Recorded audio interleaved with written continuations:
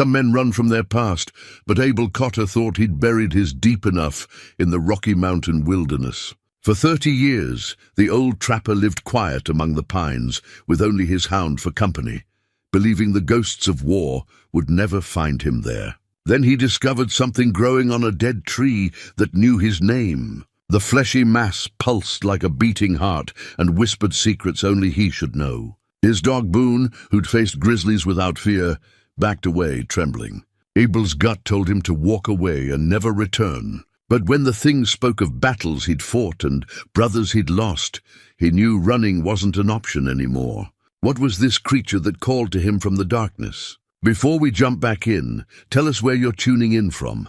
And if this story touches you, make sure you're subscribed, because tomorrow I've saved something extra special for you. Abel Cotter's cabin sat tucked against a stand of towering pines, like a weathered stone in a cathedral of green. The structure bore the marks of 3 decades of mountain winters, logs chinked tight against the cold, a stone chimney that drew smoke clean, and windows small enough to keep the heat in, but large enough to watch the world beyond. This morning, like every morning for the past 30 years, Abel stood at his kitchen window with a cup of bitter coffee, watching the mist rise from the valley below.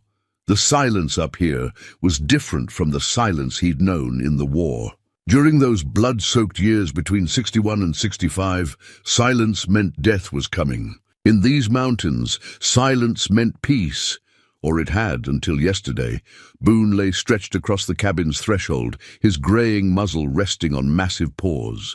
The blue-tick hound had been Abel's only companion for the better part of a decade, found as a half-starved pup wandering the timber roads. Now the dog's chest rose and fell in the easy rhythm of sleep, but Abel noticed how his ears twitched at every small sound from the forest. Yesterday's encounter had shaken them both. The cabin itself told the story of a man who'd learned to live with only what he needed. A single room served as kitchen, parlor, and workshop, with a sleeping loft accessible by a ladder Abel had built from lodgepole pine. Shelves lined the walls, holding mason jars of preserved food, ammunition, and the tools of a trapper's trade. Everything had its place, everything served a purpose. Abel had learned long ago that excess weight, whether in a pack or in a life, could kill a man. On the wall above his bed, wrapped in oiled cloth and hidden behind a false board, lay his war medal. He hadn't looked at it in 5 years, maybe more. The tarnished bronze caught no light in its hiding place, which suited Abel fine. Some honors felt more like chains, binding a man to memories he'd rather forget. The war had taken everything from him: his younger brother Thomas, his sweetheart Mary, and his faith that men were fundamentally good. He'd enlisted with Thomas in the summer of '62, 2 farm boys from Ohio who thought they'd see some adventure and be home by Christmas. Thomas never made it past Antietam. Mary married his cousin while Abel was fighting at Chancellorsville. By war's end, Abel couldn't stomach the thought of returning to farmland that would forever echo with ghost voices. So he'd pointed his horse west and kept riding until the silence of the mountains promised. Something like peace. The morning routine had been the same for years. Coffee at sunrise, checking his trap lines by mid-morning, returning to the cabin by afternoon to skin whatever the forest had provided. Boone would range ahead on the trails, his nose reading stories Abel could never decipher. In the evenings, Abel would read by lamplight. He owned 4 books that he'd read through dozens of times: the Bible, Robinson Crusoe, a book of Shakespearean sonnets, and a practical guide to mountain survival that had saved his life more than once. But this morning felt different. The coffee tasted bitter as ash, and the familiar weight of his hunting rifle across his knees brought no comfort. Every time Abel closed his eyes, he saw that thing on the dead pine, the way it pulsed like a living heart, the unnatural warmth radiating from its surface. Worse still, he heard its voice calling his name with the familiarity of an old friend.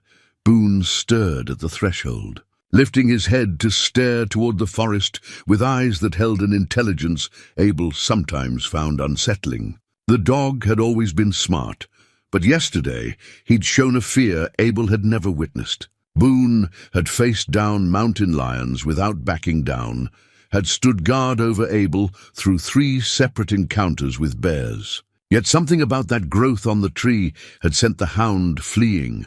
Abel rose from his chair and moved to the window that faced north, toward the ridge where the dead pine stood.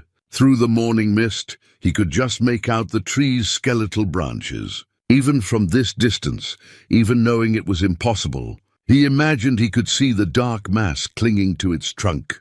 "Just your imagination, old man," he muttered. But the words felt hollow. He'd spent the night trying to rationalize what he'd seen. Perhaps it was some kind of fungal growth, swollen with moisture from the recent rains. Mountain forests held all manner of strange life, and Abel had learned not to question nature's oddities. But fungi didn't whisper names. They didn't know about battles fought 1,000 miles away and 20 years past. The voice had been clear as church bells on Christmas morning. It had spoken of Gettysburg, of the charge up Cemetery Ridge, of the moment Abel had looked into a Confederate boy's eyes and pulled the trigger. It had known about the letter from Mary that never came, about the promise he'd made to Thomas before his brother died in a field hospital. It had known things Abel had never told another living soul. Boone rose and padded to Abel's side, pressing his warm flank against the old trapper's leg. The dog's presence steadied Abel, reminding him that some things in this world remained constant. Boone had never asked about the war, never judged Abel for the choices he'd made. The hound offered only loyalty and companionship, which was more than most men deserved. "What do you think, boy?" Abel asked, scratching behind Boone's ears. "Should we pretend yesterday never happened?"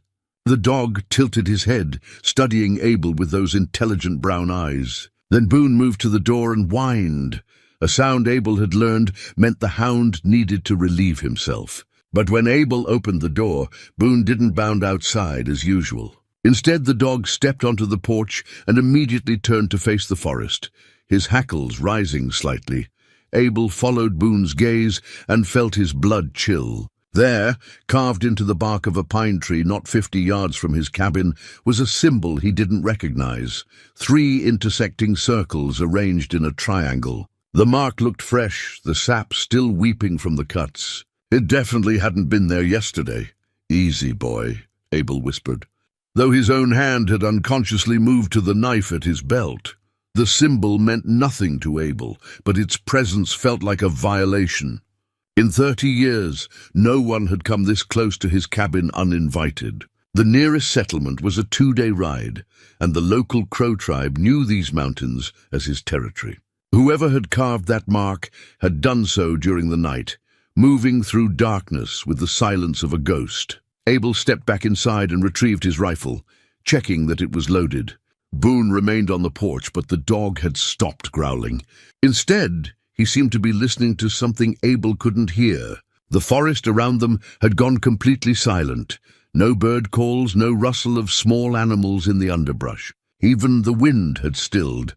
The silence stretched until Abel began to wonder if he'd imagined the whole thing. Then, carried on air so still it might have been a whisper in his ear, came the sound of his name, Abel. This time Boone heard it too. The dog's ears flattened against his head, and he pressed himself against Abel's legs. The voice seemed to come from everywhere and nowhere, echoing off the canyon walls like a memory made audible. Abel Cotter. Now the voice carried weight, substance. It knew his full name, spoke it with the authority of a commanding officer or a judge pronouncing sentence. Abel raised his rifle, though he had no target to aim at. The voice seemed to originate from the carved symbol, but that was impossible. "Come back to the tree. Abel, we have much to discuss." The words faded into the mountain silence, leaving only the sound of Abel's own ragged breathing. Boone pressed closer, seeking comfort from a man who had none to give. Abel realized his hands were shaking, not from fear, but from recognition. The voice carried an accent he remembered from the war, the cultured tones of a Virginia gentleman. It sounded like Colonel Morrison, his commanding officer who died at Bull Run. But Morrison was 20 years dead, buried in a grave Abel had dug with his own hands. Abel lowered his rifle and stepped back inside the cabin, closing the door with hands that trembled despite his efforts to steady them. Boone followed, and together they stood in the familiar safety of four walls and a roof, listening to the silence that had once meant peace, but now felt heavy with threat. Whatever had spoken, his name was connected to that thing on the dead pine. Abel was certain of it. The growth had been bad enough, but this voice made it personal. Someone, or something, knew who he was, knew where he lived, and had business with him that couldn't wait. Abel sat heavily in his chair and buried his face in his hands. For 30 years, he'd believed the war was behind him. He'd convinced himself that distance and time could bury the past as surely as dirt buried the dead.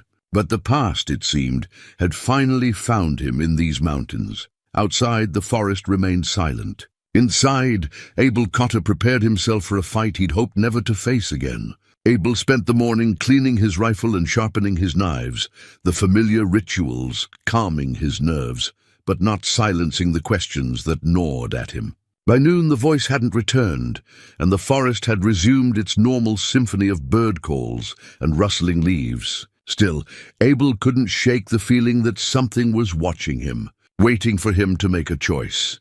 That choice became inevitable when Boone refused his afternoon meal.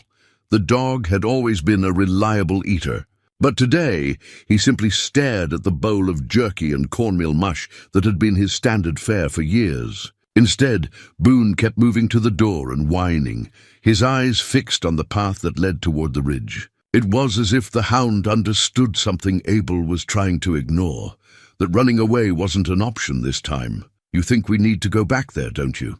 Abel asked, and Boone's tail gave a single, solemn wag. Abel retrieved his grandfather's hunting knife from the wooden chest beneath his bed. The bone handle was yellowed with age and worn smooth by generations of Cotter hands. His grandfather had carried it during the Indian Wars. His father had used it to butcher hogs on their Ohio farm, and Abel had worn it through 4 years of Confederate prisons and Union camps. The blade was 8 inches of good steel, kept sharp enough to shave with. If he was going to face whatever waited at that tree, he wanted his family's blade at his side. The walk to the ridge took 20 minutes, but it felt like hours. Boone ranged ahead, but his usual enthusiasm for exploring was replaced by a grim determination that matched Abel's own mood. The dog would stop every few yards to look back, as if ensuring Abel was still following, then continue up the rocky path, with his nose low to the ground. The dead pine came into view just as the afternoon sun reached its peak. From a distance, Abel could see the dark mass still clinging to the trunk, but something had changed. The growth appeared larger than before, more defined in its shape. What had been roughly oval yesterday now showed disturbing details, ridges that looked like ribs, a depression that might have been a mouth, and worst of all, a rhythmic movement that left no doubt it was breathing. Boone stopped 50 feet from the tree and refused to go further. The dog sat on his haunches and whined, his entire body trembling with suppressed fear. Abel had never seen his companion so agitated, not even during their encounter with a wounded grizzly 2 springs ago. "Stay here, boy," Abel whispered. Though he doubted Boone needed the instruction, Abel approached the tree with his rifle ready, though he wasn't sure bullets would do any good against whatever this thing was. Up close, the growth was even more disturbing than memory had painted it. The surface wasn't smooth like tree fungus, but textured like skin, complete with what looked like pores that opened and closed with each breath. Veins, or something like veins, ran across its surface, pulsing with a dark fluid that wasn't quite blood. The warmth radiating from the mass was intense, like standing near a forge. Abel could smell something sweet and rotten, like meat left too long in summer heat. His stomach turned, but he forced himself to step closer. "I know you're awake," he said to the growth. "I know you can hear me." The breathing stopped. For a moment the forest went completely silent again. Then from somewhere inside the mass came a voice Abel recognized with a chill that reached his bones. "Hello, Abel. I've been waiting for you." It was Thomas's voice. His brother's voice, unchanged by 20 years of death. The same Kentucky drawl, the same gentle tone that had talked Abel through nightmares when they were boys sharing a bed in their parents' farmhouse. "You're not Thomas," Abel said. But his voice cracked on the words. Aren't I? The voice carried amusement now. I remember everything Thomas remembered. The way you taught me to whittle when I was 6. The promise you made to look after me when we enlisted. The look on your face when I died in that field hospital outside Sharpsburg. Abel's hands shook on his rifle. Thomas died of fever. I held his hand when he passed. I died because you weren't there when the Confederates overran our position, the voice continued, each word a knife twist in Abel's chest. You were off chasing glory with Colonel Morrison while I bled out in a ditch. You broke your promise, brother. That's not true. But even as Abel spoke the denial, doubt crept in. He had been with Morrison's advance unit when Thomas's company was hit. He could have stayed, could have insisted on fighting beside his brother. Instead, he'd followed orders and left Thomas with the reserves. The growth pulsed brighter, and Abel could swear he saw movement beneath its surface, shapes that might have been fingers pressing against the membrane from within. Cut me open, Abel, Thomas's voice whispered. Let me out. We have so much to talk about. Abel drew his grandfather's knife, the blade catching the afternoon sunlight. Every instinct he'd developed in 30 years of mountain living screamed at him to walk away, to run back to his cabin and never return to this cursed place. But Thomas's voice held him like a chain, dragging up memories he'd tried so hard to bury. That's right, the voice encouraged. Just like when we were boys, and you'd cut open that old hollow log to see what was living inside. Remember? Abel did remember. He'd been 10, Thomas 8, and they'd found a rotting log behind their father's barn. Abel had used his first knife, a birthday present from their grandfather, to split the wood open. Inside had been a nest of snakes, angry and venomous, that had sent both boys running for the house. Their father had beaten Abel for endangering Thomas, and their mother had made him promise never to cut open anything he didn't understand. He was breaking that promise now. The knife slid into the growth with surprising ease, like cutting through warm butter. The moment the blade penetrated the surface, everything changed. The sweet, rotten smell became overwhelming, and a thick, black ichor began seeping from the wound. The substance was warm and moved with a life of its own, flowing up the knife blade toward Abel's hand. Deeper, Thomas's voice urged. But now it sounded different, hungrier. Cut deeper, brother. Abel obeyed, driving the blade into its full length. The growth convulsed around the steel, and the ichor began flowing freely now, pooling on the ground at the base of the dead pine. Where the black fluid touched the earth, the grass withered and died. The smell was so intense that Abel gagged, but he couldn't seem to stop cutting. The membrane split wider with each stroke, and through the opening, Abel glimpsed something that made his sanity reel. Inside, the growth was a space much larger than the external dimensions should have allowed, and that space was filled with faces. Dozens of them, maybe hundreds, pressed against the inner surface, like trapped souls trying to escape. He recognized some of them. Fellow soldiers from his unit, Confederate prisoners he'd guarded, civilians caught in the crossfire of war, and there, among all the others, was Thomas's face. But it wasn't the peaceful expression Abel remembered from his brother's deathbed.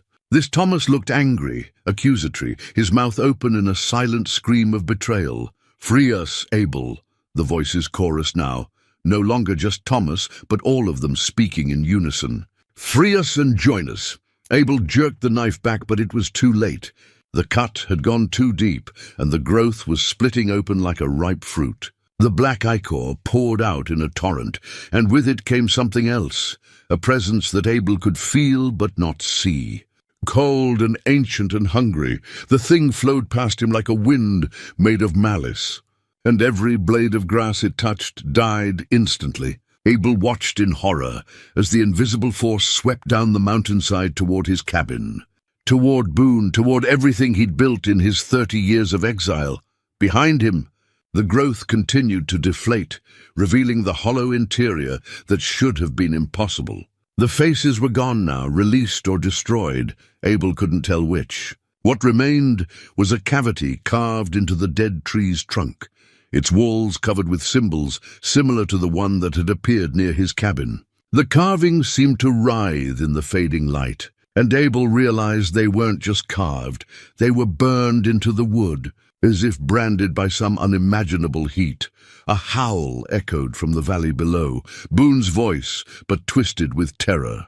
Abel ran toward the sound, his grandfather's knife still dripping with black ichor, leaving a trail of dead vegetation in his wake. Whatever he'd released was already at work, and his faithful companion was paying the price for Abel's curiosity. The tree behind him groaned and cracked, finally surrendering to decades of death. As it crashed to the forest floor, Abel heard one last whisper carried on the mountain wind, Thomas's voice, but now filled with malicious satisfaction. "Thank you, brother. Now the real fun begins." Abel reached the edge of the ridge and looked down toward his cabin. The structure still stood, but the trees around it were dying, their leaves turning black and falling like snow. In the yard, Boone ran in circles, chasing shadows that seemed to dart and weave around him. The dog's barks had taken on a desperate quality, and Abel could see the terror in his companion's movements. He'd made the worst mistake of his life, and now everything he'd built, everything he'd protected was in danger. The thing he'd released was connected to his past, to his guilt, to the brothers in arms he'd failed. And it was just getting started. Abel gripped his knife tighter, the black ichor still warm on the blade, and began his descent toward whatever hell he'd unleashed on his mountain sanctuary. Abel reached his cabin as the sun touched the western peaks, painting the sky the color of fresh blood. Boone met him at the porch steps, the dog's usual exuberant greeting replaced by nervous whines and constant glances toward the darkening forest. The hound's fur stood on end, and Abel noticed scratch marks on the cabin's door, deep gouges that hadn't been there that morning. "Easy." "Boy," Abel murmured, though his own nerves were frayed beyond repair. "We're going to figure this out." Inside the cabin, Abel lit every lamp he owned, driving back shadows that seemed deeper than they should be. The familiar space felt foreign now, as if the walls themselves had absorbed some of the malevolence he'd released. He cleaned his grandfather's knife methodically, but the black ichor had stained the blade, leaving dark veins in the steel that no amount of scrubbing could remove. As night fell, Abel barricaded the door and windows, using furniture and spare lumber to create barriers that felt inadequate against a threat he didn't understand. Boone refused to leave his side, pressing close whenever Abel moved about the cabin. The dog's behavior told Abel everything he needed to know. Whatever he'd unleashed was still out there, circling like a predator waiting for the right moment to strike.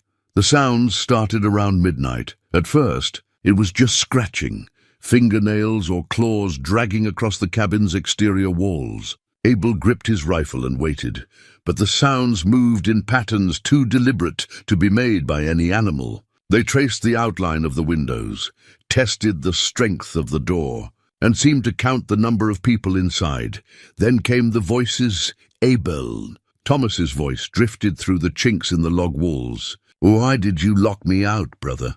"I'm cold. I'm so very cold." Abel's hands shook as he checked his rifle's load for the 10th time. "You're not Thomas. Thomas is dead. We're all dead, Abel." This voice belonged to Sergeant Murphy, his old squad leader. "Dead because of choices you made. Dead because you survived when we didn't." More voices joined the chorus. Men from his unit, Confederate prisoners, civilians caught in the crossfire of war. They spoke of battles Abel had tried to forget, of decisions that had haunted his dreams for 3 decades. Each voice was perfectly accurate, carrying the accents and mannerisms of the dead as if they stood just outside his door. Boone pressed against Abel's legs, trembling but determined to protect his master. The dog's loyalty in the face of supernatural terror reminded Abel why he'd chosen this life of isolation. Animals were honest in their affections, uncomplicated by the moral failures that plagued human relationships. By dawn, the voices had faded, but Abel knew they'd return. Whatever he'd released wasn't going to simply disappear with the sunrise. He needed answers, and there was only one place in these mountains where he might find them. Abel had heard stories of an abandoned settlement deeper in the timber country, a place where homesteaders had tried to build a life before moving on to more promising land. He'd never explored the area. It lay in the opposite direction from the trading posts where he sold his furs. But now it seemed his best hope for understanding what he was facing. The ride took most of the morning, with Boone trotting alongside Abel's horse through forests that seemed unnaturally quiet. Even the usual wildlife had fled the area, leaving only the sound of hooves on pine needles and the creak of saddle leather. Abel found himself constantly looking over his shoulder, certain that something was following them through the trees. The abandoned settlement sat in a small valley surrounded by aspen groves, their leaves already turning gold with the promise of winter. 3 log structures remained, a main house, a smaller cabin, and what might have been a barn.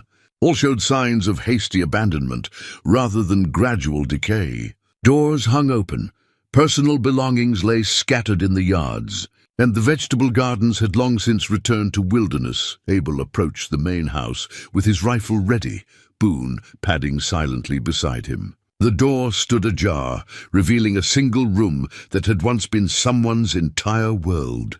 Dust motes danced in the afternoon light, filtering through broken windows, and spiderwebs draped the corners like funeral shrouds. But it was what lay on the table that made Abel's breath catch. A leather-bound journal, its pages yellowed with age, but still legible. The cover bore a name burned into the leather, Samuel Morrison. Abel opened the journal with trembling hands, and the first entry made his blood run cold. May 15th, 1863. We have claimed this land under the Homestead Act, though the Crow warned us against settling here. They speak of old curses, of things that should remain buried. Mary thinks it's superstition, but I've seen enough war to know that some places hold memory like a sponge holds water. The name Morrison sent a chill through Abel. Could this be related to his old commanding officer? He read on, each entry revealing a family's descent into nightmare. June 3rd, 1863. The children won't play near the big pine anymore. They say it whispers to them, tells them stories of battles and blood. Mary found little Sarah talking to herself yesterday, claiming to speak with the soldier man in the tree. Abel's hands shook as he turned the pages. The entries grew more disturbing with each date. July 20th, 1863. The tree has changed. Something grows upon its trunk, a mass of flesh that breathes and calls our names. The Crow elder, Joseph Running Bear, came to warn us. He says his grandfather sealed something here long ago, something that feeds on guilt and shame. He begs us to leave, but Mary refuses to abandon our claim. August 10th, 1863. Mary cut herself opening a jar yesterday and her blood fell near the tree. The growth doubled in size overnight.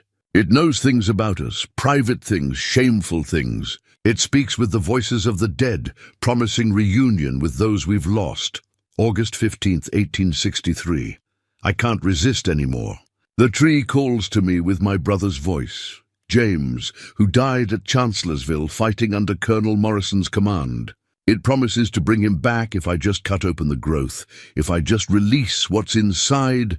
The final entry was written in a shaking hand, August 16th, 1863. God forgive me. I've doomed us all. The thing I released, it's not James. It's something older, hungrier. It feeds on our guilt, grows stronger with each soul it claims. Mary and the children are gone now, taken by shadows that wear familiar faces. I'm the only one left, and it's coming for me too. To whoever finds this, the Crow know how to fight it. Find Joseph Running Bear. Tell him the Morrison curse has awakened again. Tell him! The entry ended abruptly, the ink trailing off as if the writer had been interrupted. Abel stared at the page, his mind reeling. Morrison, his commanding officer's name. The same officer whose voice he'd heard calling from the growth yesterday. A sound from outside made both Abel and Boone freeze. Footsteps approached the cabin, slow and deliberate. Through the broken window, Abel saw a figure standing at the edge of the clearing. A man in a tattered Union uniform, his face pale as moonlight.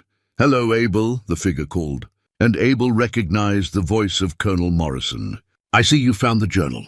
Quite a story, isn't it?" Poor Samuel thought he could contain what his family had awakened. Abel raised his rifle, though his hands trembled with more than fear. This was his commanding officer, the man who'd led them through some of the war's bloodiest battles. But Morrison had died at Bull Run, cut down by Confederate cavalry while leading a doomed charge. "You're dead," Abel said. "I watched you die." Morrison smiled, a cold expression that had never graced the living man's face. "Death is just another posting, soldier. And I've been waiting a long time for you to join the unit." The figure began walking toward the cabin, its feet making no sound on the pine needles. Boone growled low in his throat, every muscle tensed for attack, but Abel held him back. Whatever this thing was, it wore the face of a man Abel had respected, a leader who'd saved his life more than once during the war. "Stand down, Private Cotter," Morrison commanded, his voice carrying the authority that had once sent men charging into Confederate guns. "You have orders to follow." Abel felt the old reflexes kicking in, the urge to obey, to follow orders without question. But 30 years of independence had weakened those military bonds, and Boone's continuous growling reminded him that this was no reunion with an old comrade. "I don't take orders from dead men," Abel said. Surprised by the steadiness in his own voice, Morrison's smile widened, revealing teeth that were too sharp, too numerous. "Then perhaps you'll take them from your brother." The colonel's form wavered like heat shimmer, and suddenly Thomas stood in his place, young Thomas, dressed in his blue uniform, the one he'd been buried in. But this wasn't the peaceful Thomas from Abel's memories. This version had bullet holes in his chest and accusation in his eyes. "You let me die, Abel," Thomas said. "You chose glory over family. Now it's time to make amends." Abel clutched the journal to his chest, the leather warm against his hands. The book felt like a lifeline, a connection to someone who'd faced this horror before. Samuel Morrison, possibly a relative of the colonel, had fought this thing and lost. But he'd left clues, warnings, a path forward. The Crow knew how to fight it. Joseph Running Bear. The name appeared in the journal like a prayer. "I know what you are now," Abel said to the figure that wore his brother's face. "You're not Thomas. You're just hungry." The thing that pretended to be Thomas snarled, its features shifting into something inhuman for just a moment before snapping back to his brother's familiar appearance. "Hungry, yes," it agreed, "but patient too. I've waited 20 years for you to come home, Abel. I can wait a little longer." The figure began to fade as the sun touched the horizon, becoming translucent before disappearing entirely. But its voice lingered in the gathering dusk. "Sweet dreams, brother. Think of me when you sleep." Abel was alone with Boone in the abandoned cabin, holding a journal that promised answers and a name that might represent salvation. Joseph Running Bear. If the man still lived, if he could be found, if the old knowledge hadn't died with his generation. As full darkness fell over the abandoned settlement, Abel made his decision. He would find this Crow elder, learn what the journal hinted at, and discover how to fight something that fed on guilt and wore the faces of the dead. But first, he had to survive the night. Abel spent the night in the abandoned cabin, with his back against the wall, and his rifle across his knees, listening to sounds that had no natural explanation. Footsteps circled the building, sometimes heavy like a soldier's boots, sometimes light like a child's bare feet. Voices called to him through the broken windows, Mary Morrison pleading for help, her children crying for their father, and always Thomas asking why Abel had let him die alone. Boone pressed against Abel's side. The dog's warmth a reminder that some things in this world remained real and trustworthy. Every few hours, the hound would lift his head and growl at shadows that seemed to move independently of any light source. Abel had learned to trust his companion's instincts, and Boone's constant vigilance confirmed what Abel already knew. They were being watched, tested, measured by something that understood human weakness better than humans understood themselves. Dawn brought silence, but no peace. Abel studied the journal by morning light, searching for any detail that might help him locate Joseph Running Bear. The entries mentioned the Crow elder visiting the Morrison settlement, warning them about the cursed land. If the man still lived, he would be ancient now. The journal was 23 years old, and Running Bear had been described as elderly even then. Abel packed the journal carefully in his saddlebags, along with what supplies he could salvage from the abandoned settlement: a tin of lamp oil, some dried beans that hadn't gone rancid, and a wool blanket that still held some warmth. As he prepared to leave, something caught his eye in the smaller cabin, a bundle wrapped in oiled deerskin, hidden beneath a loose floorboard. Inside the bundle, Abel found items that made his breath catch: eagle feathers bound with sinew, a piece of red pipestone carved with symbols, and a small leather pouch filled with what looked like tobacco mixed with other herbs. The bundle smelled of sage and something else, something clean and sharp that seemed to cut through the oppressive atmosphere that had settled. Over the valley, tied to the bundle, was a note written in the same shaky handwriting as the journal's final entry. "Given to me by Joseph Running Bear for protection. Use with respect. The old ways may be our only salvation." S. Morrison. Abel had little knowledge of Indian customs, but he recognized the bundle as something sacred. The Morrison family had been given these items for protection, though they hadn't been enough to save them from the curse. Still, the fact that the supernatural presence hadn't destroyed the bundle suggested it held some power the entity feared or respected. The ride to find Joseph Running Bear would require guidance Abel didn't possess. He knew the general location of the Crow Reservation, a day's hard ride north toward the Yellowstone River, but finding one specific man among an entire tribe would be like searching for a particular pine needle. In a forest of trees, his only option was to ride to Crow Agency, the government outpost where the Indian agent maintained his office. Abel had avoided the place for 30 years, having no love for bureaucrats or their endless forms, but desperation made strange allies of former enemies. The agency sat in a broad valley where Lodge Grass Creek meandered toward the Yellowstone. A collection of wooden buildings surrounded a central parade ground where the American flag snapped in the constant wind. Abel could see Crow families camped along the creek, their teepees and canvas shelters, a reminder that even forced settlement couldn't entirely erase traditional ways. The Indian agent was a thin man named Patterson, who looked at Abel with the suspicious eyes of someone who'd dealt with too many drifters and troublemakers. His office smelled of stale tobacco and bureaucratic defeat. Joseph Running Bear. Patterson consulted a ledger thick with names and numbers. "You're in luck, mountain man. He's still alive, though he's got to be near 80 by now. Lives with his grandson's family about 3 miles upstream. But I should warn you, he doesn't much care for white visitors." Abel thanked the agent and purchased supplies from the trading post: coffee, hardtack, and ammunition. The Crow families he passed regarded him with polite wariness, their eyes taking in his worn buckskins and the rifle slung across his back. He was clearly a man who lived apart from civilization, but whether that made him friend or threat remained to be seen. Joseph Running Bear's camp sat beneath a grove of cottonwoods where the creek formed a natural pool. 3 canvas tipis surrounded a central fire pit where an elderly woman tended a cooking pot. Children played at the water's edge, their laughter a sound Abel hadn't heard in years. The normalcy of the scene made the supernatural terror of the past few days feel like a fever dream. An old man sat on a blanket before the largest teepee, his long grey hair braided with strips of colored cloth. His face was deeply lined, marking him as a survivor of decades that had seen his people's world transformed beyond recognition. But his eyes were sharp and alert, missing nothing as Abel approached with his hat in his hands.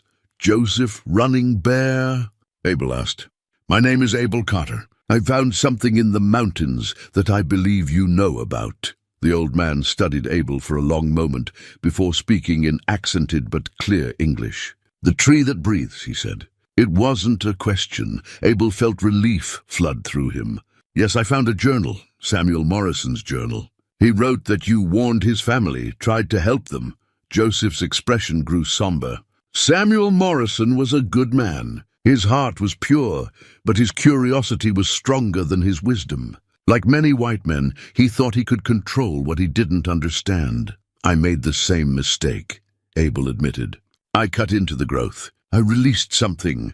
Joseph nodded slowly, as if this outcome had been inevitable. My grandfather told me this day would come. The curse is patient, but it never sleeps. It calls to those who carry guilt, feeds on their shame until they serve its hunger. The old man gestured for Abel to sit beside him on the blanket. Up close, Abel could see that Joseph wore a medicine bag around his neck, similar to the bundle Abel had found in the Morrison cabin. "Tell me of your guilt, Abel Cotter," Joseph said. "What shame does the entity use against you?" Abel found himself speaking of things he'd never told another soul. The war, the decisions that had cost lives, the brother he'd failed to protect. Joseph listened without judgment, occasionally nodding as if Abel's story confirmed something he'd long suspected. "The curse was not made by my people," Joseph said when Abel finished. "It is older, from the time before time when the world was different. But my grandfather learned to fight it when it first awakened, drawn by the blood of the Indian wars. He bound it to that tree, made it sleep. The white soldiers thought they had defeated us completely, but some battles they never knew they fought." Joseph reached into his medicine bag and withdrew a small pouch made from soft deerskin. "This is sacred tobacco, blessed by my grandfather and his grandfather before him. It can protect you from the entity's influence, but only if your heart is pure when you use it." Abel accepted the pouch with reverence, feeling the weight of generations in the small bundle. "How do I purify my heart?" "You must face your guilt honestly, without excuses or justification. The entity feeds on shame, but it cannot touch a man who has accepted responsibility for his actions and seeks to make amends." Joseph's eyes held depths of wisdom earned through suffering. "My people know much about guilt, Abel Cotter. We have learned that running from it only makes it stronger." As if summoned by their conversation, a cold wind swept through the camp despite the warm afternoon sun. The children stopped playing, their instincts warning them of danger they couldn't name. Boone, who had been resting by the creek, suddenly stood and began growling at the empty air. Joseph rose smoothly despite his age, his weathered hands moving to gather items from around his tipi, sage bundles, eagle feathers, and a pipe carved from red stone. "It knows you are here," he said calmly. "It knows you seek help. Tonight, we will teach you the old ways of fighting what cannot be killed by bullets." The temperature continued to drop as the sun reached its zenith, an unnatural cold that made breath visible and turned the creek's surface to ice. In the distance, Abel heard the howl of wolves, though no wolves had been seen in this valley for decades.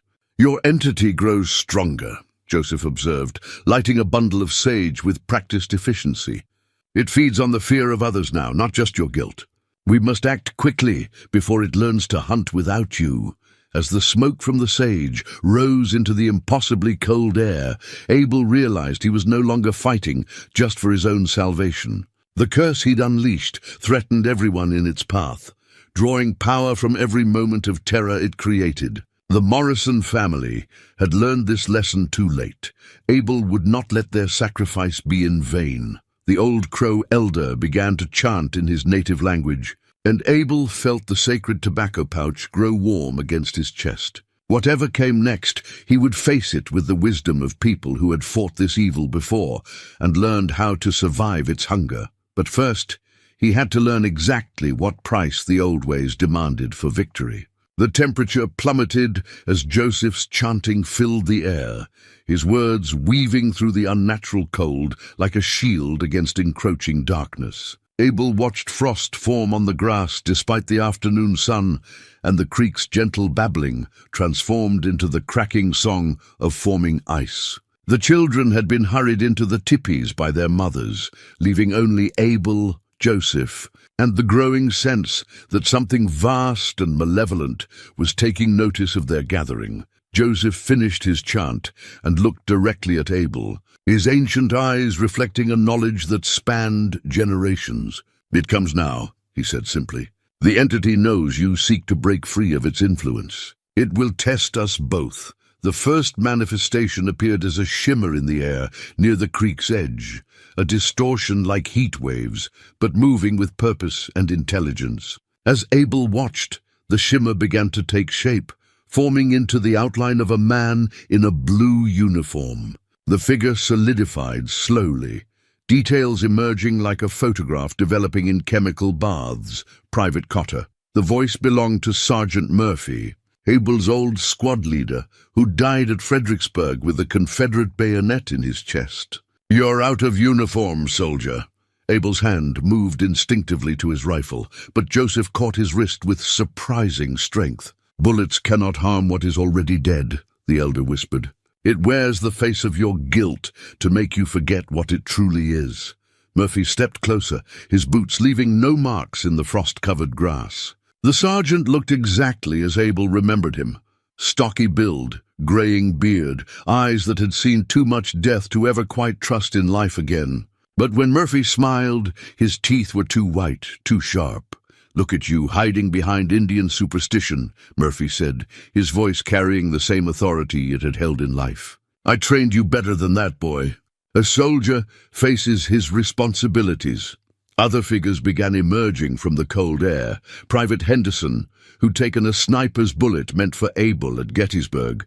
Corporal Williams, who died of dysentery in a field hospital. Young Billy Crawford, barely 18 when Confederate artillery had torn him apart at Antietam. All of them stood in perfect formation, their dead eyes fixed on Abel with expressions of betrayal and accusation. "You lived," Henderson said, his voice hollow as winter wind through bare branches.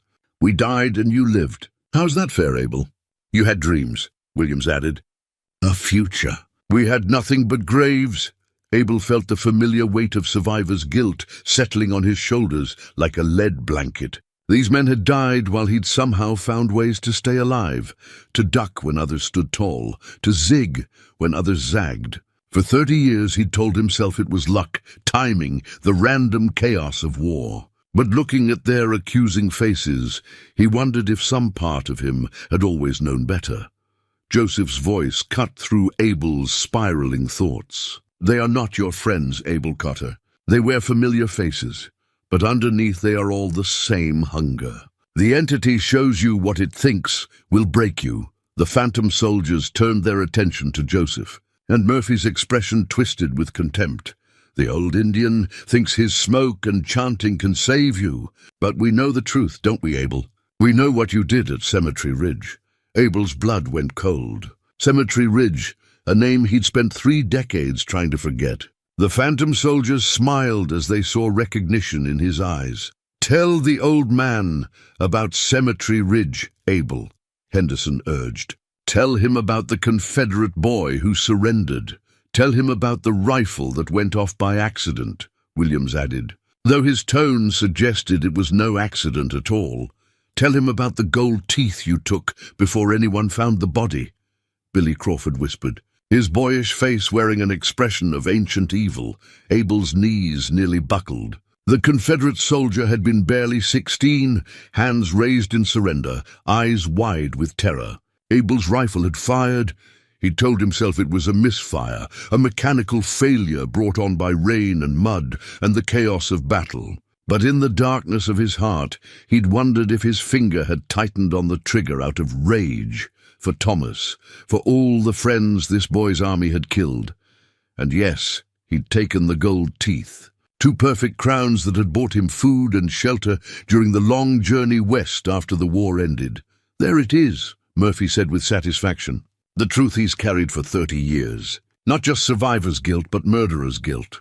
The old Indian's magic can't wash away blood, can it?"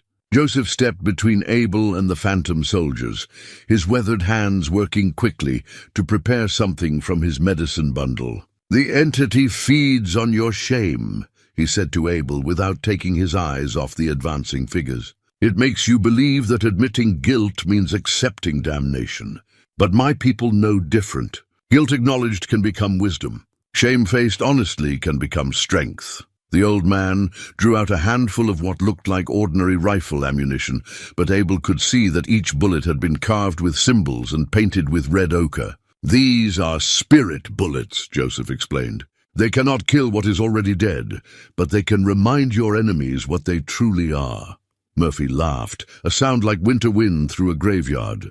"Indian tricks won't save him, old man. The boy has tasted blood, and now he belongs to us. Joseph handed the spirit bullets to Abel. "Load your rifle," he commanded. "When I give the word, fire at the one who leads them. Aim for the heart, just as you would with any living enemy." Abel's hands shook as he loaded the carved ammunition, the red ochre warm against his fingers. The phantom soldiers watched with amusement, clearly confident that no earthly weapon could harm them. "You still don't understand, do you?" Murphy asked Abel. "We're not your enemies. We're your brothers. We're all the men you failed to save, all the men who died while you lived. Join us, and the guilt ends. Join us, and you'll never have to carry that weight again." The temptation was real and terrible. For 30 years, Abel had lived with the weight of decisions made in the chaos of war, choices that had kept him alive while better men died. The promise of release, of an end to the constant ache of survivor's guilt, was almost overwhelming. But then Boone barked, a sharp, protective sound that cut through the supernatural influence like a blade. The dog had positioned himself between Abel and the phantom soldiers, his hackles raised, his teeth bared. Whatever these things were, Boone recognized them as enemies to be fought, not brothers to be joined. "Now, Abel!" Joseph shouted. Abel raised his rifle and fired at Murphy's chest. The spirit bullet struck the phantom sergeant with a sound like thunder, and for a moment the figure wavered, its false flesh becoming translucent. Through the dissolving uniform, Abel glimpsed the thing's true form, something ancient and hungry, all teeth and shadows, an insatiable need. But Murphy reformed quickly, his mockery of humanity snapping back into place like a rubber band released. "Nice try," he said. "But you can't kill guilt with bullets, spirit or otherwise." However, something had changed. The other phantom soldiers looked less solid now, their edges blurred, as if they were having trouble maintaining their deceptions. Joseph nodded approvingly as he prepared another handful of sage to burn. "The first step is always the hardest," the elder said. "You have acknowledged your willingness to fight.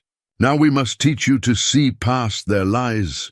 The phantom soldiers began to circle the small camp, their movements coordinated like wolves preparing for a kill. But Abel noticed that they kept their distance from the burning sage, and whenever the smoke drifted toward them, their forms became less distinct. "They fear the sacred smoke," Joseph explained.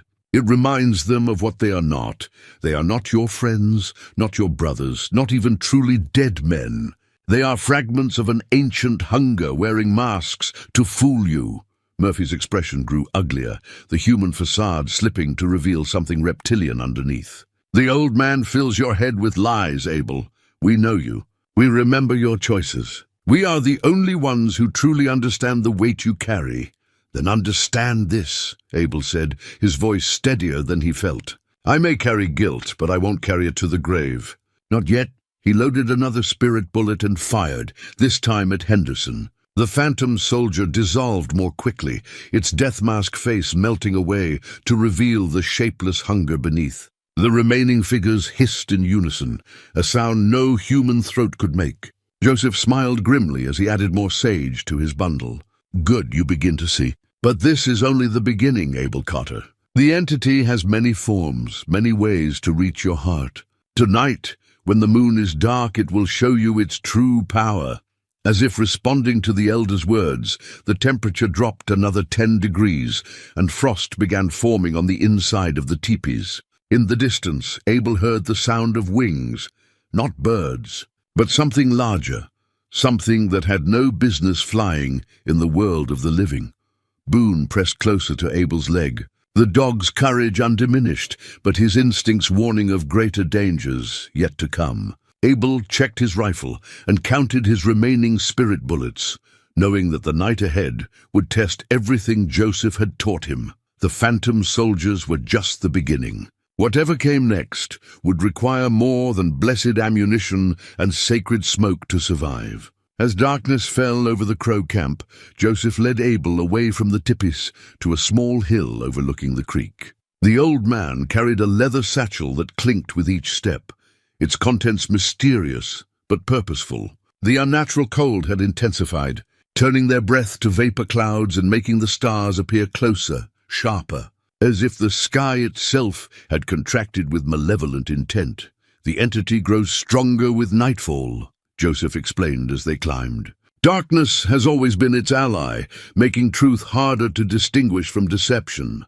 But darkness also reveals things that daylight hides. At the hilltop, Joseph opened his satchel and withdrew an object that made Abel's pulse quicken, a compass unlike any he'd ever seen. The instrument was carved from a single piece of dark stone that seemed to absorb light rather than reflect it.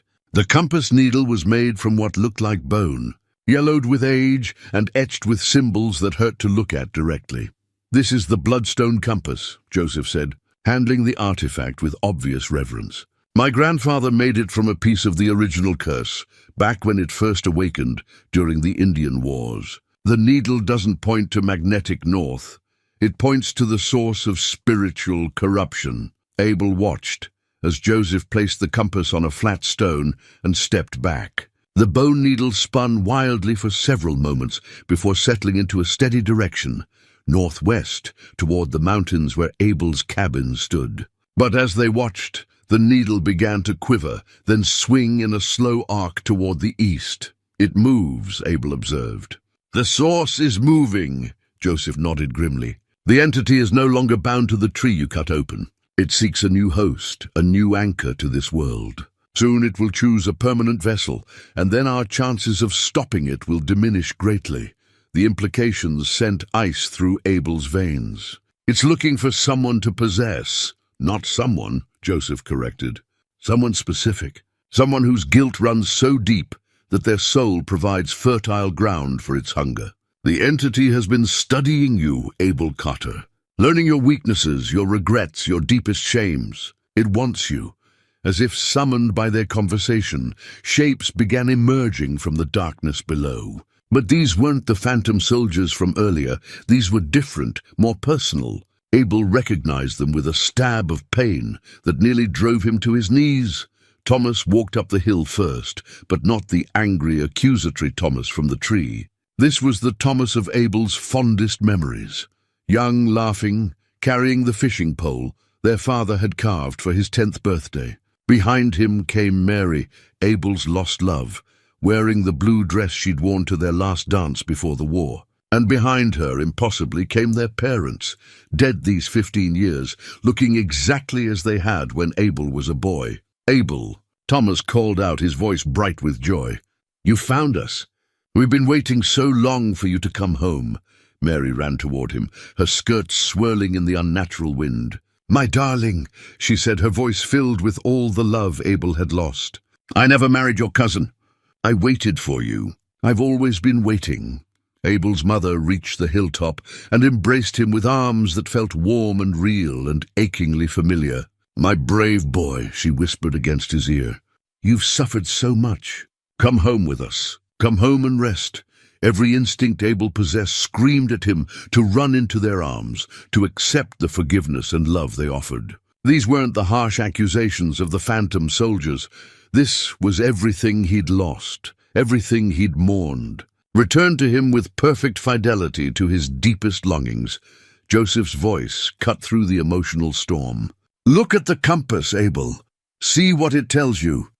Abel forced his eyes away from his family's beloved faces and looked down at the bloodstone compass. The needle was spinning frantically now, its bone surface glowing with a sickly phosphorescence. Whatever these figures were, they registered as intense spiritual corruption. "They're not real," Abel whispered, though the words felt like blasphemy. "They are real," Joseph corrected. "Real as memory, real as longing, real as the love you carry for them. But they are not who they appear to be. The entity wears their faces because it knows these are the forms most likely to break your defenses." Thomas stepped closer, his boyish face creased with concern. "What's wrong, Abel? Don't you want to see us? Don't you want to come home? We could be a family again," his mother added, her eyes shining with maternal love. "All the pain, all the guilt, it could end tonight. Just come with us. Mary held out her hand, and Abel could see the engagement ring he'd given her before shipping out, a simple band with a tiny diamond that had cost him 3 months' wages. "I kept it," she said softly. "I kept it all these years, waiting for you to come back to me." The temptation was overwhelming, more powerful than any torture the entity had inflicted so far. Abel's hand moved toward Mary's outstretched fingers, drawn by a longing that had never dimmed in 30 years of exile. But Boone was growling again, the dog's instincts unclouded by human emotion. The hound could see through the deception, could smell the wrongness beneath the perfect facades. Abel forced himself to look more carefully at the figures before him.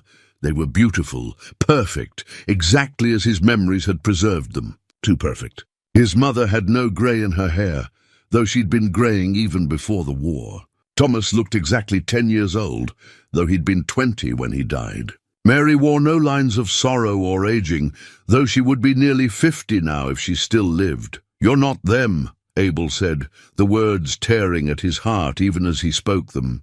"You're just wearing their faces." The figure of his mother smiled sadly. "Does it matter, my son? We offer you peace, rest from your burdens. Isn't that what you've wanted all these years?" "Peace built on lies isn't peace at all," Abel replied, remembering Joseph's words about guilt acknowledged becoming wisdom. "It's just another kind of prison." Joseph stepped forward and began burning more sage, the sacred smoke drifting between Abel and the phantoms. Where the smoke touched them, their perfect features began to blur and shift, revealing glimpses of the hunger beneath. "You begin to understand," Joseph said approvingly. "The entity offers you what it thinks you want most: reunion with the dead, escape from responsibility, an end to pain. But such gifts always come with a price." "What price?" Abel asked, though he suspected he already knew.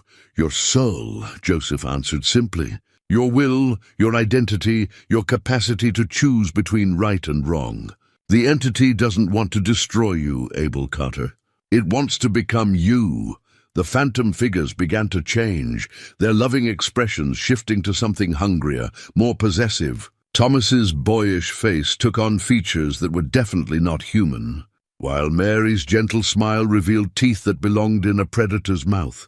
"You can't fight love, Abel," the thing wearing his mother's face said, its voice now carrying harmonics that no human throat could produce. "You can't fight the need to belong, to be forgiven, to find peace. We are everything you've ever wanted." Abel raised his rifle, loaded with another of Joseph's spirit bullets. "Maybe you are, but wanting something doesn't make it real."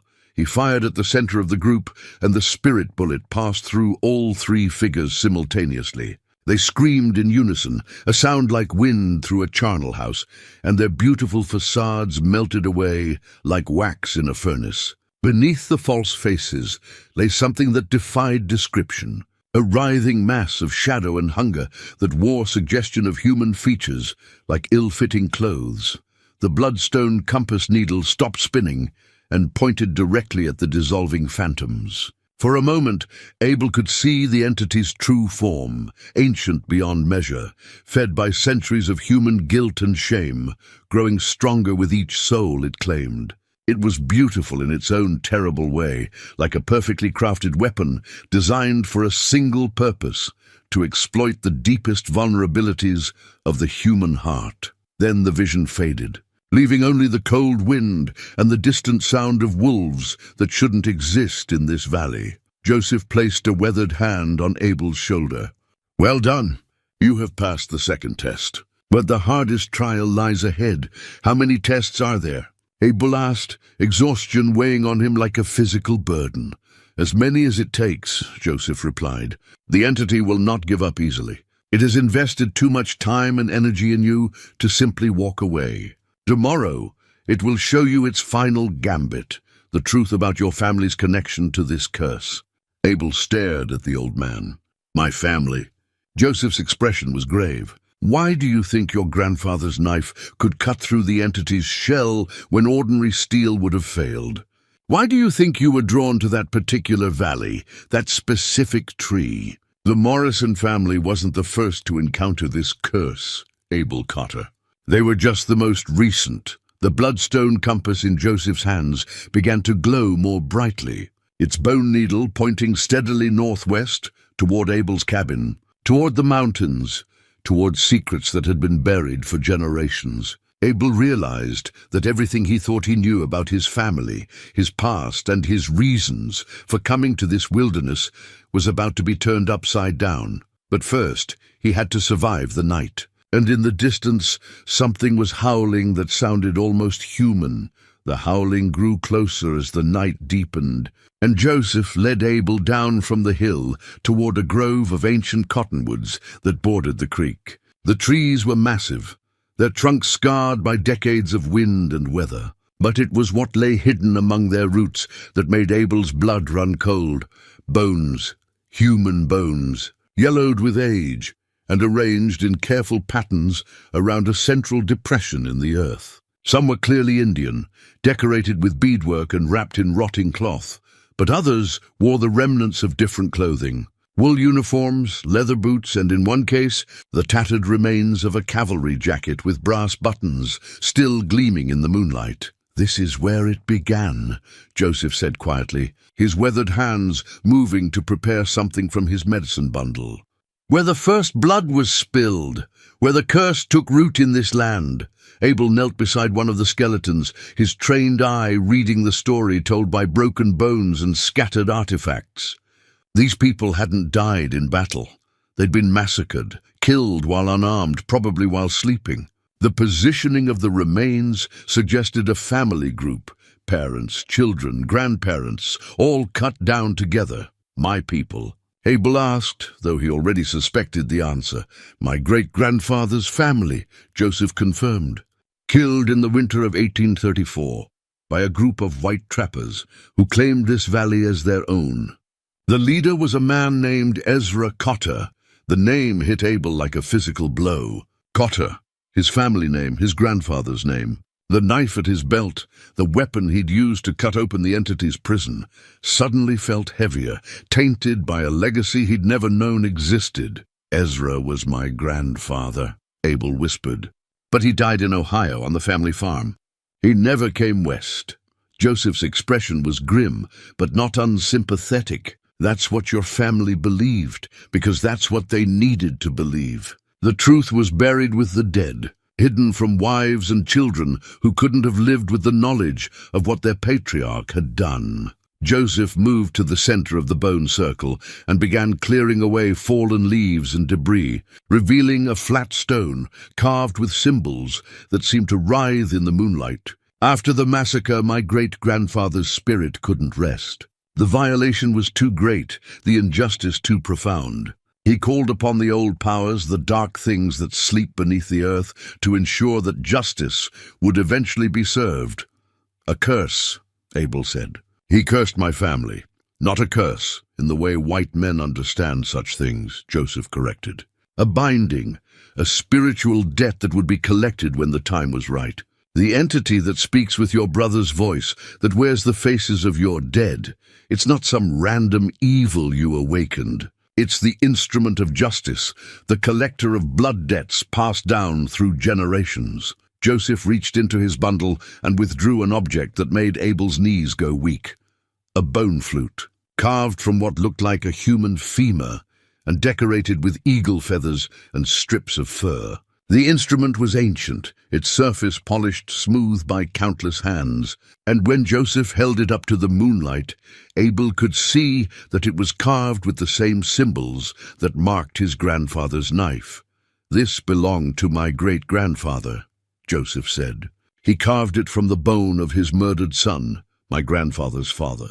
When he played this flute, he could speak with the spirits of the dead, could call upon powers that existed before the white man came to this land." Joseph placed the flute to his lips and blew a single, haunting note. The sound echoed off the canyon walls like the cry of a dying animal, and immediately the temperature around them dropped another 10 degrees. Frost began forming on the bones scattered around the grove, and the creek stopped flowing entirely, its surface turning to black ice. "Play it," Joseph commanded, holding the flute out to Abel.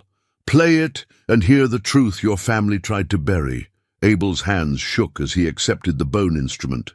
The moment his fingers touched its surface, visions flooded his mind, images so vivid and terrible that he nearly dropped the flute in horror. He saw his grandfather as a young man, lean and hard and filled with the casual violence of the frontier. Ezra Cotter led a group of 5 trappers into this valley in the dead of winter, following rumors of rich beaver streams and untapped fur grounds. They found Joseph's family camped in the grove, peaceful people who offered hospitality to the strangers. Ezra accepted their generosity for 3 days, learning their routines, counting their weapons, measuring their defenses. Then on the 4th night, he and his men struck. They killed the men first, quickly and quietly. Then they turned to the women and children. The massacre was thorough and methodical. Ezra took scalps as trophies, claiming later that they'd been attacked by hostiles and barely escaped with their lives. His men divided the family's possessions among themselves, and they spent the rest of the winter in the valley, trapping beaver and growing rich on fur taken from streams watered by innocent blood. But one member of the Indian family survived, a boy no older than 12. Hidden by his dying mother beneath a pile of buffalo robes, he watched everything, remembered everything, and when spring came, he made his way to the Crow Nation to tell his story. That boy grew up to be a powerful medicine man, and when he died at the age of 90, he used his last breath to call the curse into being. The entity that now hunted Abel was the physical manifestation of that dying prayer, a spiritual debt collector that would not rest until justice was served. Your grandfather returned to Ohio with blood money, Joseph continued as Abel lowered the flute with trembling hands. He bought land, married your grandmother, raised children who never knew the source of their prosperity. But the debt remained unpaid, waiting for the right moment, the right descendant, the right combination of guilt and circumstance. Abel stared at the scattered bones, seeing them now not as anonymous remains, but as his victims, people his grandfather had murdered for profit, whose deaths had funded the comfortable life Abel had known as a child. "Why me?" he asked. "Why not my father or my uncle or any of the others?" "Because you came back," Joseph said simply. "You returned to the scene of the crime, drawn by instincts you didn't understand. And because you carry the specific guilt the entity needs to feed on, the guilt of a man who survived when others died, who made choices in war that echo the choices your grandfather made in this grove." The bone flute grew warm in Abel's hands, and when he looked down at it, he could see that the carved symbols were glowing with the same phosphorescent light as the bloodstone compass. The instrument was more than just a tool for speaking with spirits. It was a key, a way to unlock the binding that held the entity to this world.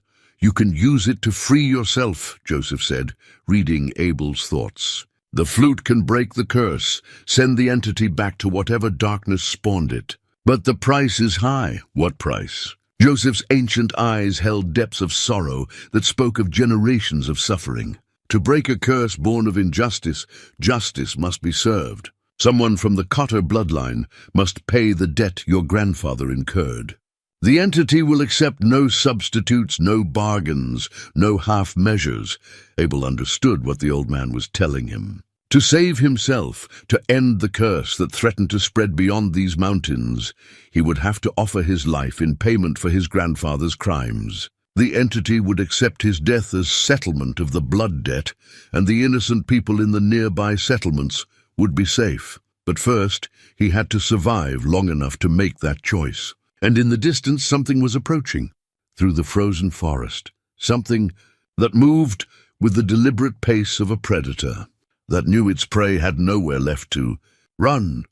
The bone flute pulsed in Abel's hands like a living heart, and he realized that his next decision would determine not just his own fate, but the fate of everyone the curse might touch in generations to come. His grandfather's sins had created this monster, and now it fell to Abel to ensure that the cycle of violence and revenge finally came to an end. But the entity wasn't done with him yet.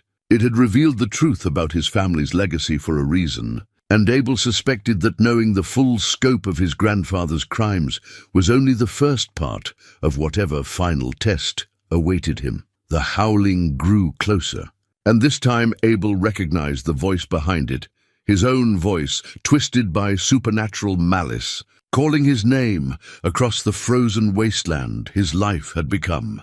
The sound of Abel's own voice calling across the frozen landscape sent ice through his veins. It came from everywhere and nowhere, echoing off canyon walls and pine-covered ridges, with an authority that suggested the entity had grown beyond its previous limitations. No longer content to merely wear the faces of the dead, it was now attempting to steal the identity of the living. Joseph moved with surprising speed for his age, gathering items from around the bone circle and stuffing them into a leather bundle. "It seeks to become you completely," he said, his weathered hands working with practiced efficiency. "Once it claims your voice, your form will follow, and then your soul. We must reach the sacred ground before dawn, or all is lost." Sacred ground? Abel asked, though his attention was divided between Joseph's preparations and the approaching sounds in the forest. Something large was moving through the trees, breaking branches and sending small avalanches of snow from laden pine boughs. "The place where my great-grandfather performed the original binding," Joseph replied, shouldering his bundle and motioning for Abel to follow. "The only place where the curse can be broken without requiring your death as payment. But the ritual must be performed before sunrise, and the entity will do everything in its power to prevent us from reaching it." They left the bone circle and headed deeper into the mountains, following a path that seemed to exist more in Joseph's memory than in any visible trail. Boone ranged ahead, the dog's instincts guiding them away from the sounds of pursuit that grew steadily closer. The unnatural cold had intensified until Abel's breath came in white clouds, and frost coated everything they passed, trees, rocks, even the leather of their equipment. As they climbed, Joseph began pulling items from his bundle, explaining each one's significance in the ritual they would attempt. A piece of red pipestone carved with symbols that hurt to look at directly. Eagle feathers bound with sinew and painted with ochre. A vial of what looked like ordinary water but smelled of sage and something else, something ancient and powerful. "These belonged to my great-grandfather," Joseph explained as they paused to rest on a rocky outcrop. He gathered them over a lifetime of preparation, knowing that someday the debt would need to be collected. But he also knew that justice and vengeance are not the same thing, and he provided a way for the curse to be broken honorably.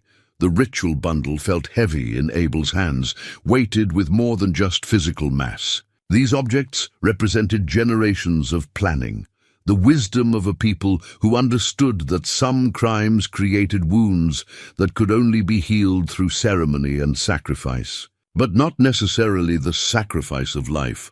"What exactly did your great-grandfather bind?" Abel asked. "The entity seems too powerful, too ancient to be something he created." Joseph's expression grew grim. "He didn't create it, he summoned it, called it up from the deep places where such things sleep, offered it a contract written in blood and sealed with dying breath. The entity agreed to serve as an instrument of justice, to collect the debt owed by your grandfather's bloodline. But like all such beings, it has its own agenda, its own hungers that go beyond the original compact." A howl echoed through the forest below them. And this time Abel could hear words within the sound, his own voice, speaking phrases he'd never uttered, confessing to crimes he'd never committed, begging for forgiveness from people he'd never wronged. The entity was learning to be him, studying his voice like an actor preparing for a role. "It grows stronger with each passing hour," Joseph observed. "Soon it will be able to manifest in your exact form, and then it will be free to walk among the living, spreading its influence beyond these mountains. We must complete the ritual before that happens." They resumed their climb, following switchbacks that led ever higher into the heart of the mountain range. The trees grew smaller and more twisted as they ascended, and eventually gave way to bare rock and patches of snow that crunched beneath their boots. The air thinned until each breath required conscious effort, But Joseph pressed on with the determination of a man half his age. As they climbed, Abel found himself thinking about the choices that had led him to this moment. His decision to come west after the war, his selection of this particular valley for his cabin, even his choice to investigate the growth on the dead pine. Had any of it been truly his own decision? Or had he been guided by forces he couldn't understand? "You're wondering if you ever had free will," Joseph said, reading Abel's thoughts with unsettling accuracy. "Whether the entity manipulated you into coming here, into cutting open its prison. Did it?" Joseph considered the question as they navigated a particularly treacherous section of loose scree. The entity can influence, can whisper in the depths of dreams and guide the unconscious mind towards certain choices, but it cannot force. Every decision you made was still yours to make, even if some of those decisions served the entity's purposes. The thought offered small comfort. Abel had spent 30 years believing he'd found peace in these mountains. But now he wondered if his entire life had been nothing more than an elaborate trap closing slowly around him. They crested a ridge as the eastern sky began to show the faintest hint of grey, and Abel saw their destination spread out below them, a natural amphitheatre carved into the living rock, with a small lake at its centre that reflected the stars like a mirror. The water was perfectly still, despite the wind that whipped across the exposed stone, and Abel could see that the shoreline was marked with symbols similar to those on Joseph's ritual items. "The sacred pool," Joseph said, "where my great-grandfather came to commune with the spirits of the dead, where he called the entity into being.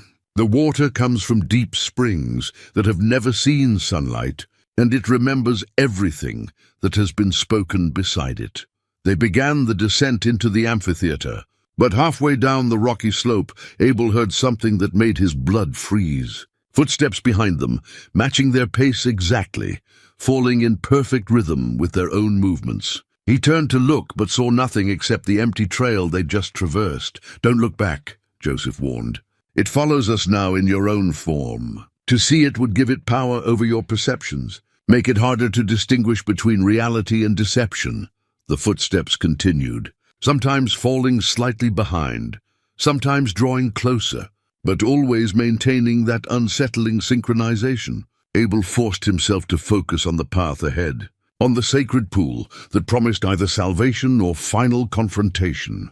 As they reached the shoreline, Joseph began arranging his ritual items in a specific pattern around the water's edge. The red pipestone went at what Abel guessed was north, the eagle feathers at south, with other items marking the cardinal directions in a circle that seemed to pulse with its own internal rhythm. "The ritual requires 3 participants," Joseph explained as he worked. "The seeker of justice, my great-grandfather's spirit, which I will call upon. The instrument of justice, the entity itself, which will come whether we summon it or not. And the bearer of guilt, you, Abel Cotter, grandson of the man whose crimes created this debt." Boone whined softly and pressed against Abel's leg, the dog's instincts warning of approaching danger. In the growing light of dawn, Abel could see shapes moving on the ridges around the amphitheatre, dozens of figures that might have been men, or might have been something else entirely. The entity was marshalling all its power for this final confrontation. "When the ritual begins," Joseph continued, "you must enter the water holding the bone flute. The lake will show you visions of your grandfather's crimes, force you to experience them as if you had committed them yourself. You must not resist these visions, no matter how terrible they become. Only by accepting full responsibility for your family's legacy can you break the curse without forfeiting your life." Abel took the bone flute with hands that trembled only slightly. After everything he'd endured over the past few days, the prospect of facing his grandfather's crimes seemed almost manageable. Almost. "And if I can't? If the guilt is too much to bear?" Joseph's ancient eyes held compassion, but no false comfort. "Then the entity will claim you as payment for the debt, and the curse will be satisfied. Either way, the threat to innocent people will end. The first rays of sunlight touched the eastern rim of the amphitheater, and the figures on the surrounding ridges began to descend toward the sacred pool. Among them, Abel could see his own face reflected dozens of times, the entity wearing his appearance like a uniform, preparing for the final battle.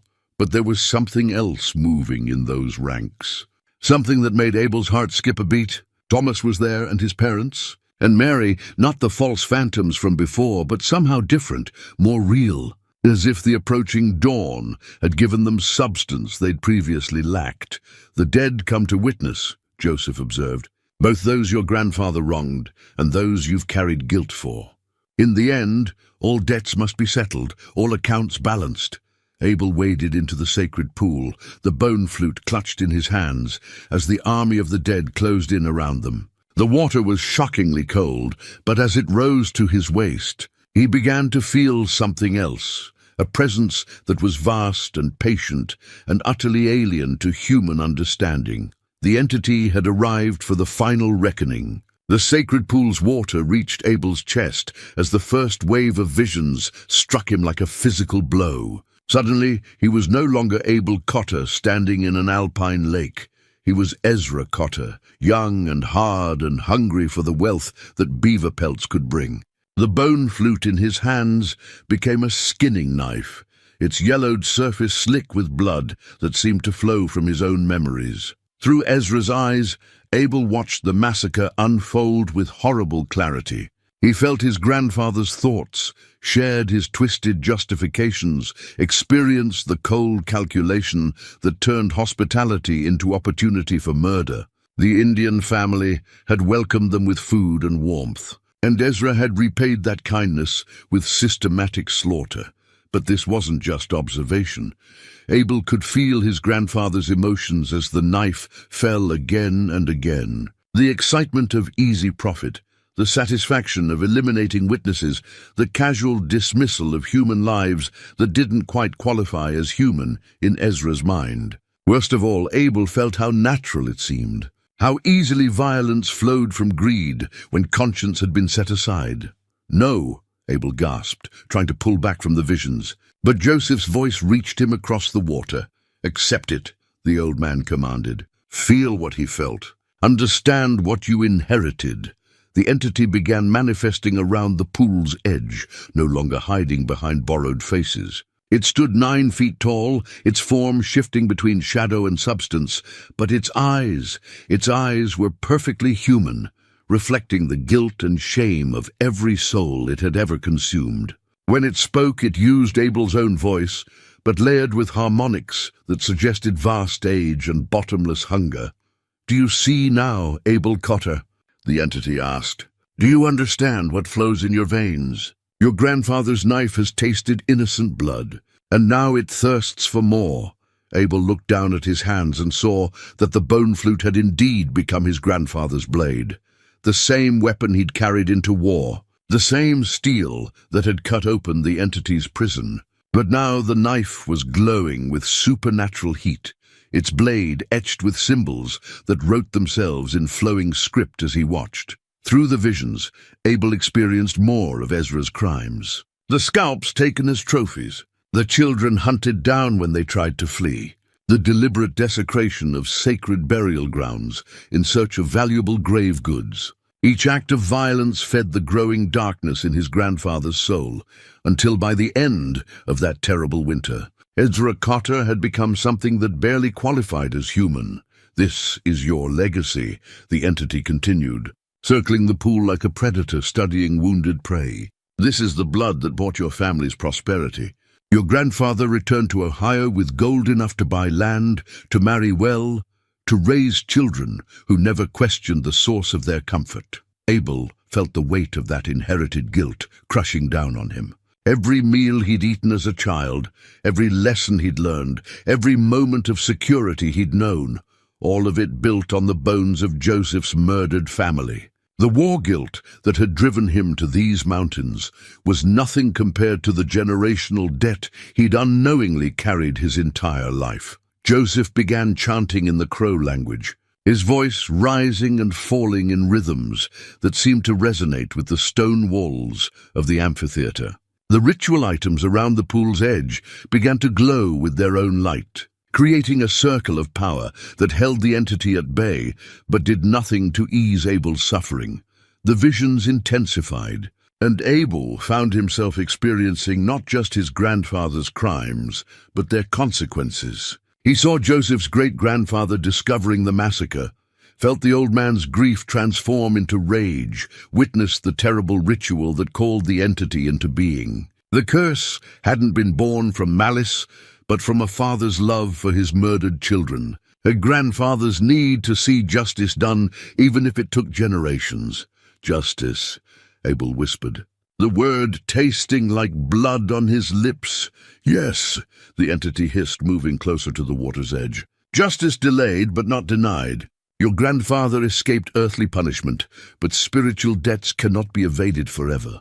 The knife in Abel's hands grew hotter, and he realized it was changing again.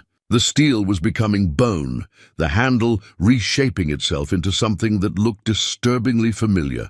As he watched in horror, the weapon transformed into an exact replica of the flute Joseph's great-grandfather had carved from his murdered son's femur. Two flutes now, one real, one phantom, both carved from the bones of the innocent dead. Abel understood that he was being offered a choice, though the options were limited and both came with terrible prices. "Use the knife," the entity urged.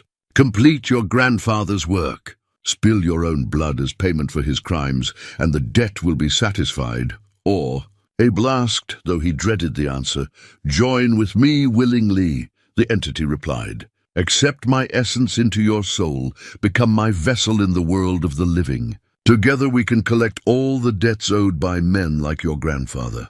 Together we can ensure that justice is never again delayed." Joseph's chanting reached a crescendo, and the water around Abel began to churn with supernatural forces. The old man was calling upon his ancestors, drawing power from generations of medicine men who had fought to maintain the balance between the world of the living and the realm of the dead. "There is a third choice," Joseph called out, his voice carrying over the wind that now whipped across the amphitheater. "But it requires more courage than either death or damnation." The entity snarled, its perfect human eyes flashing with inhuman rage.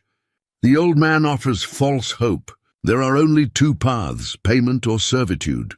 But Abel could feel something else stirring in the sacred pool, something that predated both the curse and the entity that served it. The water itself seemed alive, filled with the accumulated wisdom of every ritual performed on its shores, every prayer offered beneath its surface.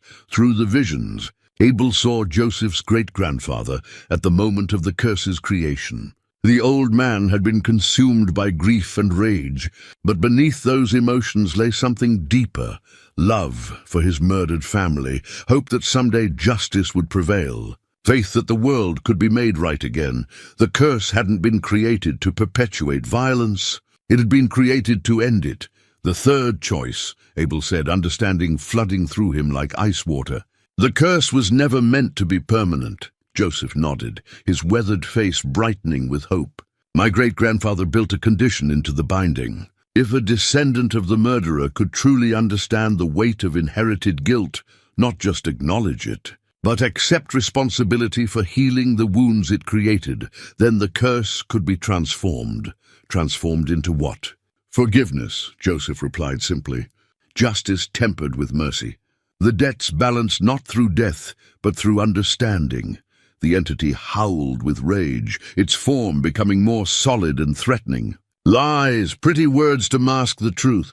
Blood debts can only be paid in blood." But Abel could feel the rightness of Joseph's words, resonating in the sacred water around him. His grandfather had committed terrible crimes, and those crimes had created wounds that echoed down through generations. But healing those wounds didn't require perpetuating the cycle of violence.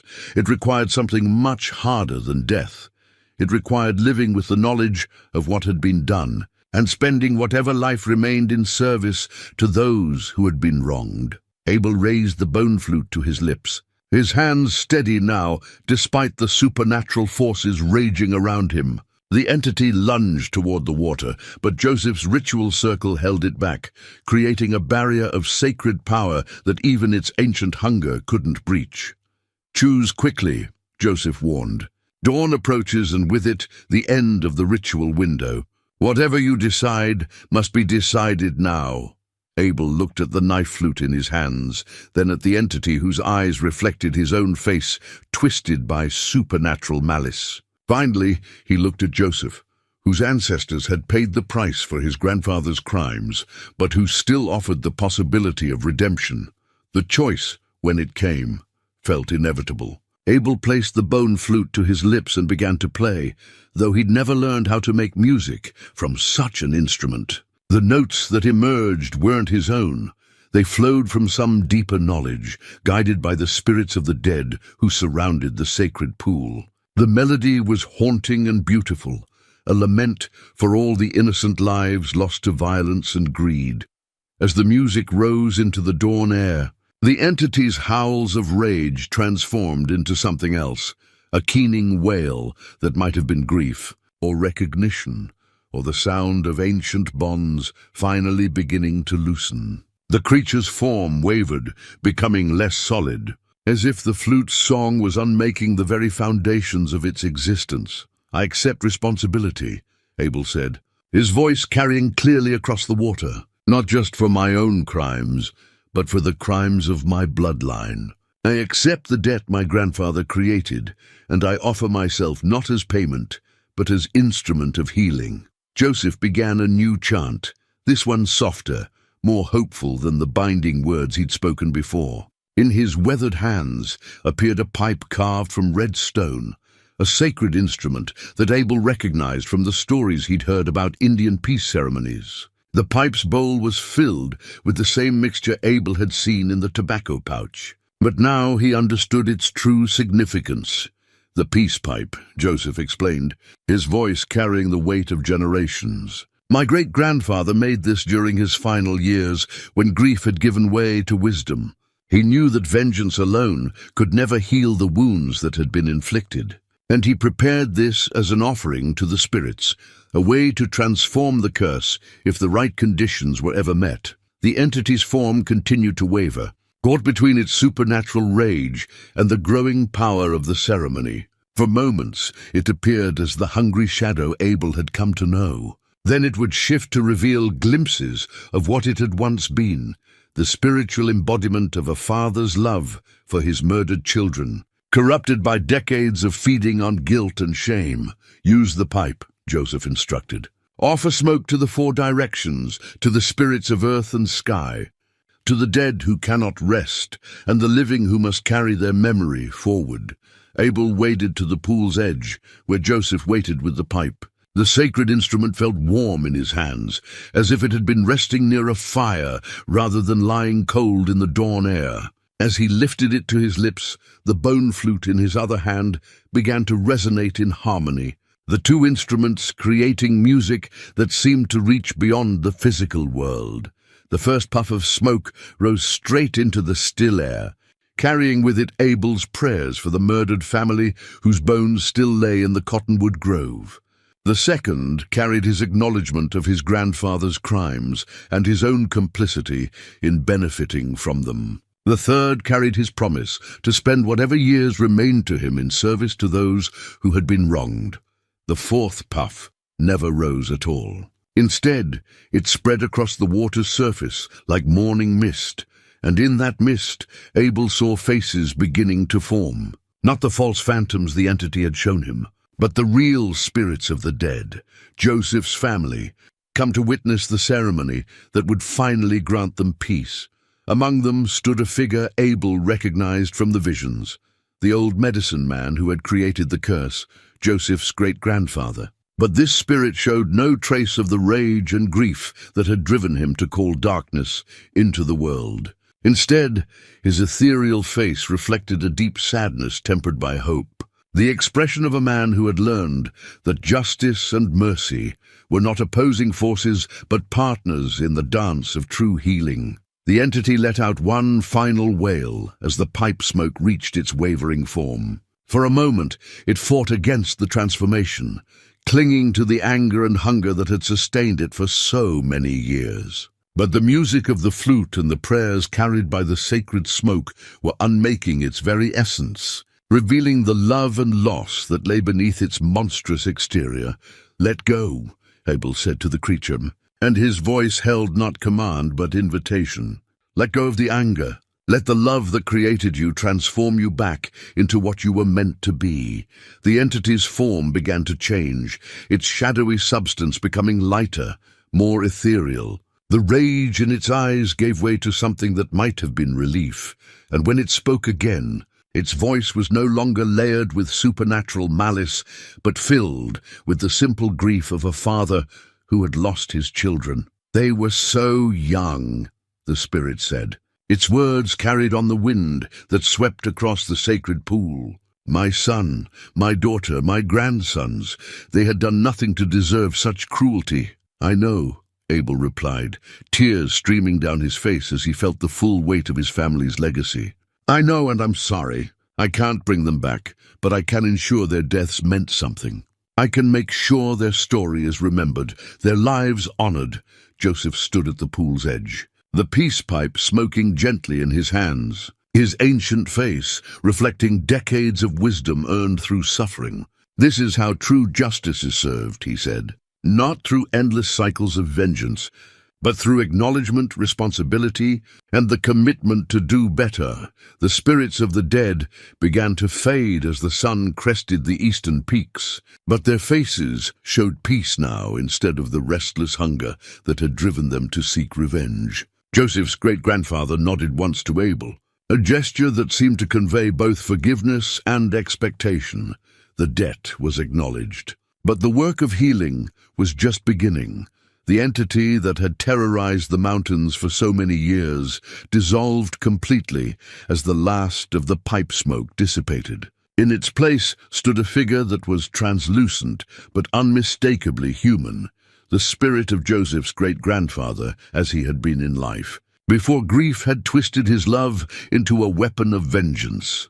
"The curse is broken," the spirit said, its voice carrying the authority of one who had learned the difference between justice and revenge. "But the responsibility remains. You carry our story now, Abel Cotter. You carry the truth of what was done and the obligation to ensure it never happens again." Abel nodded, understanding that this was not an ending but a transformation. The supernatural threat was gone, but in its place lay a deeper challenge. The work of living with inherited guilt while choosing to serve healing rather than perpetuating harm. As the spirits faded with the growing daylight, Abel found himself standing in ordinary water under an ordinary sky, holding instruments that were no longer supernatural weapons, but simple tools of ceremony and remembrance. The bone flute remained warm in his hands, a reminder of the price of violence. The peace pipe smoke still rose into the morning air, carrying prayers for healing that would need to be offered daily for the rest of his life. Joseph waded into the pool and embraced Abel, the old man's strength surprising after the trials of the night. "Welcome to the family," he said quietly. "Not the family of blood that brought you here, but the family of choice that will carry you forward," Boone barked from the shore, the dog's tail wagging as he sensed that the supernatural threat had finally passed. The hound's simple joy reminded Abel that some bonds transcended guilt and responsibility, loyalty freely given, love without conditions, the possibility of peace even in the shadow of inherited sin. As they made their way out of the sacred pool, Abel realized that his real journey was just beginning. The curse was broken, the entity transformed back into the love that had created it. But the work of healing the wounds left by his grandfather's crimes would take a lifetime to complete. It was work he was finally ready to undertake. 3 months later, Abel stood beside the rebuilt marker that now properly honored the Crow family murdered by his grandfather. The stone monument bore their names in both English and Crow syllabics, carved with the same care that Abel had once reserved for rifle maintenance and trap construction. At its base lay offerings, eagle feathers, sacred tobacco, and small personal items that visitors had left to honor the dead. The work had taken most of the summer, But it represented only the beginning of Abel's commitment to healing the wounds his family had created. With Joseph's guidance, he'd learned the proper protocols for honoring the dead, the ceremonies that kept their memory alive, and the responsibilities that came with carrying such painful history forward. The marker stood in a small clearing where Abel had built a simple cabin, not for himself, but as a place where Joseph's descendants could come to remember their ancestors and where others could learn the true history of what had happened in this valley. The old cabin where Abel had lived for 30 years remained, but it felt different now, less like a hiding place and more like a foundation for the work ahead. Boone lay in the shade of a young pine tree Abel had planted near the memorial, the dog's graying muzzle resting on his paws as he watched his master tend to the flowers that had been planted around the monument. The hound had recovered fully from his ordeal with the supernatural entity, but something in his eyes suggested he understood the gravity of what they'd all been through. There was wisdom in his gaze now, the deep contentment that came from surviving a test that revealed the true measure of character. In his shirt pocket, Abel carried a smooth river stone, worn smooth by decades of mountain streams, unremarkable except for its perfect weight in his palm. Joseph had given it to him on the day after the ceremony, calling it a memory stone, something to hold when the past threatened to overwhelm the present. It served as a reminder that truth, however painful, was always preferable to the comfortable lies that allowed guilt to fester in darkness. The stone had become Abel's daily companion, a touchstone that kept him grounded when the work of reconciliation felt overwhelming. There were days when the weight of inherited guilt pressed down like a physical burden, when the magnitude of his grandfather's crimes seemed too vast for any single person to address. On those days, the memory stone reminded him that healing happened one day at a time, one choice at a time, one act of service at a time. Joseph approached through the trees, moving with the careful grace of a man who had learned to honor his aging body while refusing to surrender to its limitations. At 78, he had become not just Abel's teacher, but his closest friend, the bridge between the guilt of the past and the possibility of redemption in whatever years remained. "The agency wants to bring a delegation next month," Joseph said, settling onto a wooden bench Abel had built facing the memorial. Government officials, tribal leaders, some historians from the university. They want to hear the story, make it part of the official record. Abel nodded, though the prospect of sharing the tale with strangers still felt daunting. For months, he'd been working with Joseph to document everything. His grandfather's crimes, the curse that followed, the ceremony that had finally brought peace to the restless dead. The story needed to be preserved, not just as history, but as a warning about the long-term consequences of violence and injustice. "Will you speak with them?" Joseph asked. "If it serves the purpose," Abel replied. "If it helps prevent something like this from happening again." They sat in comfortable silence for a while, watching the shadows lengthen as the afternoon sun moved toward the western peaks. This had become their routine, meeting at the memorial each evening to tend the flowers, check the offerings, and sometimes just sit with the weight of what had been lost and what had been found.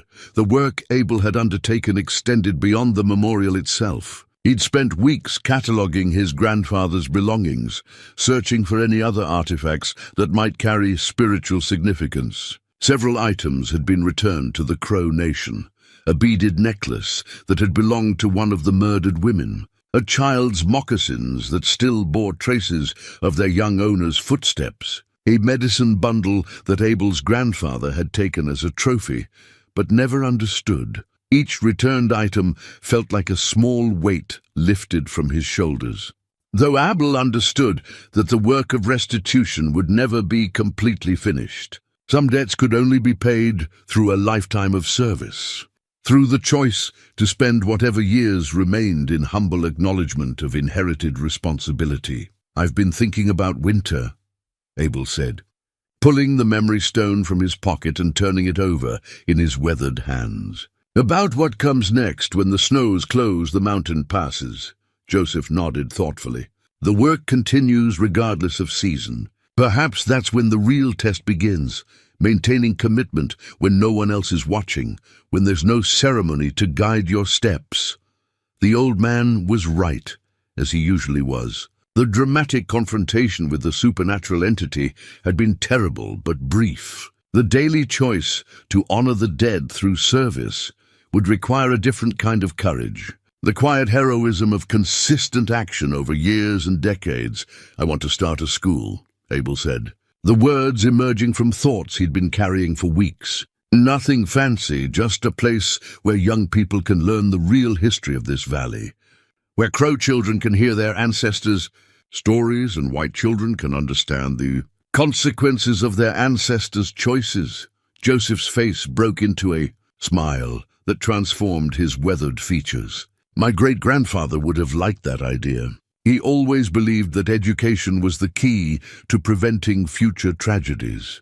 As the sun touched the horizon, painting the sky in shades of gold and crimson, other figures began appearing in the clearing. Joseph's family came first, his grandson Thomas and his great-granddaughter Sarah, who had become Abel's most eager students in learning the proper ceremonies for honoring the dead. Behind them came other members of the Crow community, people who had initially viewed Abel with suspicion, but had gradually come to accept his sincere commitment to making amends.